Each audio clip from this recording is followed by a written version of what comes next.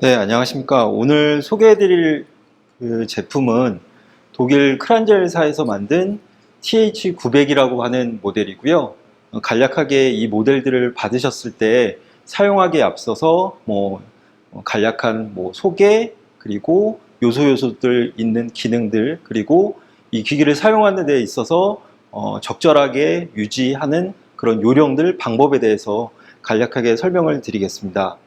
먼저 제가 설명드리는 이 모델 자체는 버전이 지금 시판에 나와 있는 모델 가운데 가장 최신 버전이에요.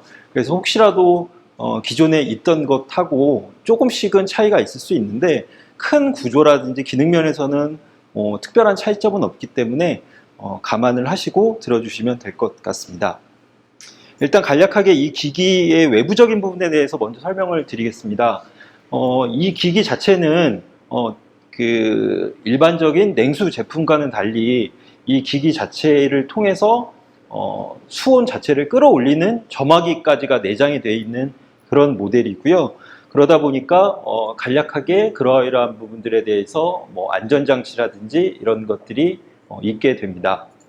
먼저 우선적으로 그 세척기를 받으셨으면 고압 세척기, 물을 통해서 고압을 분사를 하고 그걸 통해서 이제 활용을 하는 기기다 보니까 물을 주입하는 인입 라인, 들어가는 라인이 있을 텐데요. 들어가는 라인의 위치는 바로 이쪽에 위치를 하게 됩니다. 처음 받으셨을 때 아마 그 사이즈가 규격이 동일하기 때문에 혹시라도 인라인하고 아웃라인이 약간 헷갈리실 수 있는데요. 기본적으로 거의 모든 제품들, 어떤 타사 브랜드라든지 거의 모든 펌프들의 위치는 들어가는 라인이 위쪽으로 향하는 나가는 라인에 비해서 아래에 위치하게 됩니다. 이건 역시도 동일한데요. 이쪽 아래쪽을 통해서 물을 주입을 하시면 되고, 그리고 최종적으로 이제 나가는 쪽 호스를 이쪽 위쪽에 위치한 곳을 통해서 연결을 해주시면 됩니다. 그리고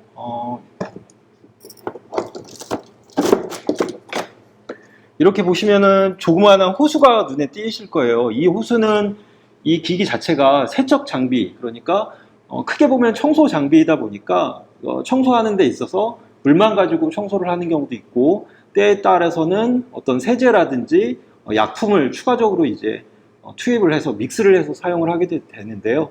그럴 때 그 화학, 세제 자체를 빨아들이는 세제 전용 밸브입니다. 그래서 세제를 만약에 사용을 하시겠다라고 하면 물 주입구를 통해서 집어 넣는 것이 아니고, 물은 그냥 1차적으로 기본적으로 그냥 주입을 하시고, 그것과는 별도로 세제통에다가 이 호수를 담가 두시고, 그리고 이쪽에 보시면 밸브가 보이실 겁니다. 이 밸브를 플러스 쪽 열린 위치로 해서 최종적으로 이렇게 끝까지 돌려주시면 이 세제 밸브가 열리게 됩니다. 그 열린 통로를 통해서 세제가 들어갈 거고요.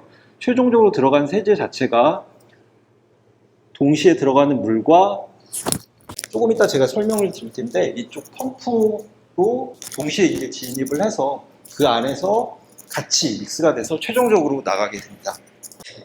이 기기에 들어있는 그 액세서리에 대해서 일단 설명을 드리면, 기본적으로 들어가는 라인 자체 이외에 나가는 라인 쪽에 호수가 기본적으로 동봉이 되어 있습니다.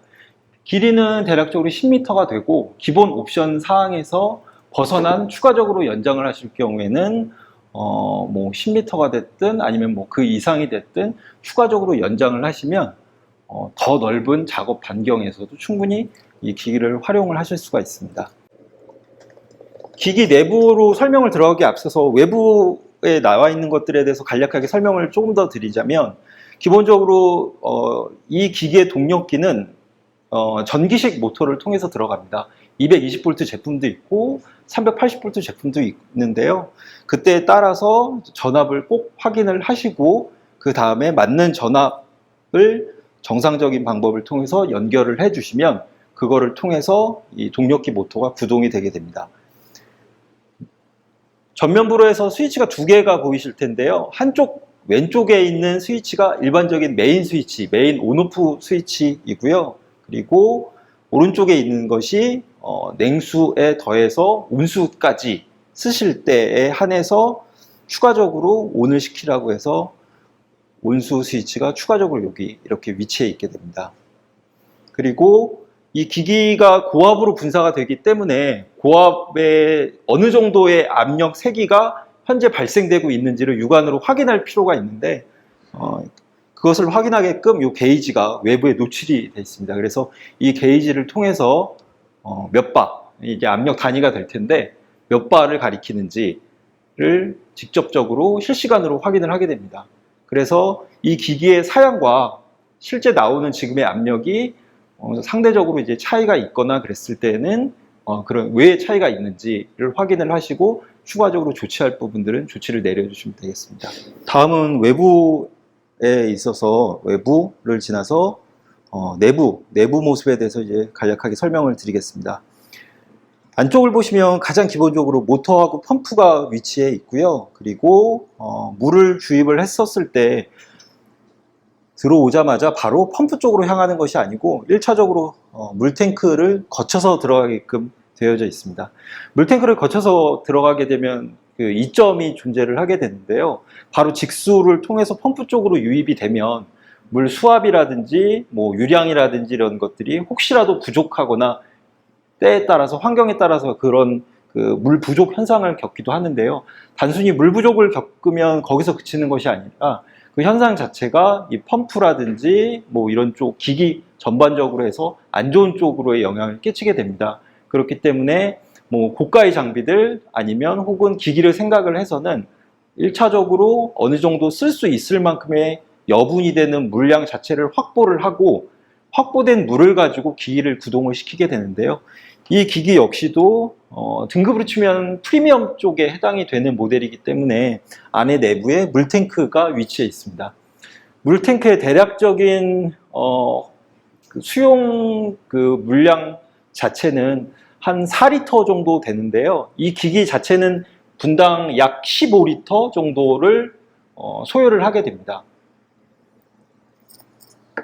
그렇기 때문에 분당 15리터에 되는 물의 양이 전부 다 들어있는 것은 아니고 들어오는 족족 이 펌프 쪽으로 이동을 하고 이동이 되면 그 비는 그 양만큼 바로바로 물탱크에 채워주는 구조이기 때문에 어느 정도의 물탱크에 물이 차 있게 되면 물 부족 현상을 겪지를 않게 됩니다.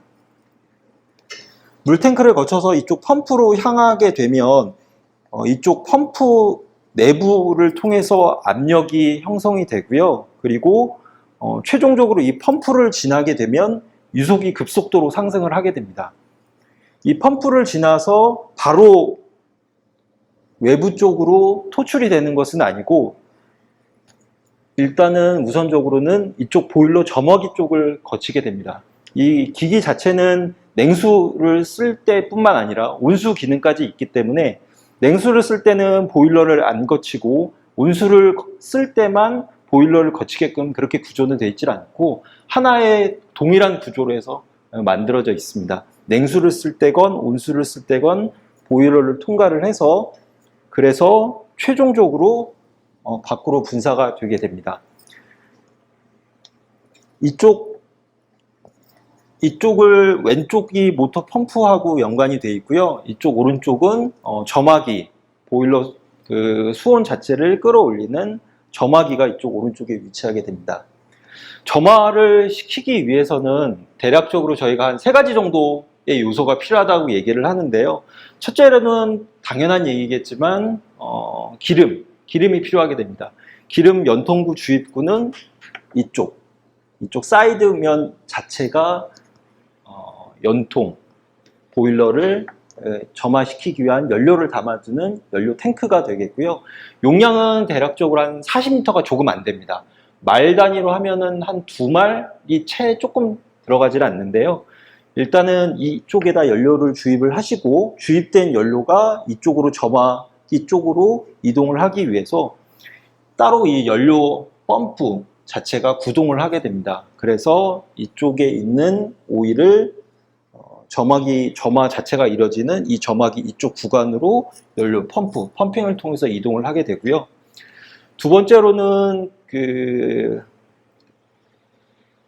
이동이 된 연료 자체를 불을 붙여줘야 되는데, 불을 붙여주는 것은 이쪽 안에 내장이 되어 있습니다. 점화 플러그가 내장이 되어 있어서 아까 초기에 제가 설명을 드렸던 2단 스위치, 온수 스위치가 될 텐데, 온수 스위치를 킴과 동시에 이쪽 점화기를 통해서 불꽃이 점화가 되게 됩니다. 그리고 마지막으로 세 번째는 바람이 필요한데, 이렇게 생각을 해보시면 될 거예요. 불을 붙이면 대략적으로 어떻든지 간에 밀폐된 공간이나 산소가 부족한 공간에서는 그 불이 붙는다고 하더라도 그 화력 자체가 뭐 더 커지거나 그렇게 되질 않습니다. 결국에 가서는 태울 수 있는 만큼의 공기가 지속해서 유입이 되고 밖으로 배출이 되고 순환이 자연스럽게 돼야 되는데, 그런 것들을 이제 담당하는 곳이 이쪽 하단부에 있는 송풍 팬이 그 기능을 담당을 하게 됩니다. 그래서 이러한 세 가지 것들 요소들이 적절하게 적절한 비율을 통해서 맞물려서 돌아갈 때 점화가 이쪽에서 이루어지고 최종적으로 점화가 이루어지면서 코일 자체를 외부에서 불을 지피게 됩니다. 그러면 코일 내부로 물 순환이 이루어지는 그 시간에 따라서 시간이 길어지면 길어질수록 그 수온 자체가 이제 상승하는 그런 구조로 되어 있습니다.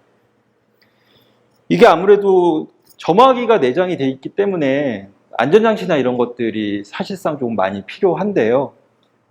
전의 모델 같은 경우, 그러니까 이런 이 TH900 전 단계 모델에서는 뭐 아날로그 타입으로 해서 그런 것들을 좀 최소화했는데, 지속해서 이제 그런 안전 문제라든지 이런 것들을 개선을 시켜서 최종적으로는 몇 가지 센서들을 이쪽에 그 위치를 해놨습니다. 그래서 플로우 센서가 첫 번째로 있고요. 그리고 점화 센서가 있고요. 이런 구간별로 해서 안전장치가 센서가 실시간으로 이제 작동을 해서 조금이라도 어떤 부분에서 기능 발휘를 못한다거나 아니면 하는 데 있어서 약간씩 조금 비율이나 이런 것들이 맞지 않다거나 이랬을 때에는 센서가 어떤 캔슬 신호를 그 메인 기판 쪽으로 그걸 뿌려줘서 최종적으로는 기기 자체가 불안전한 상태에서 돌지 않도록 그렇게 지금 시스템이 갖춰져 있습니다.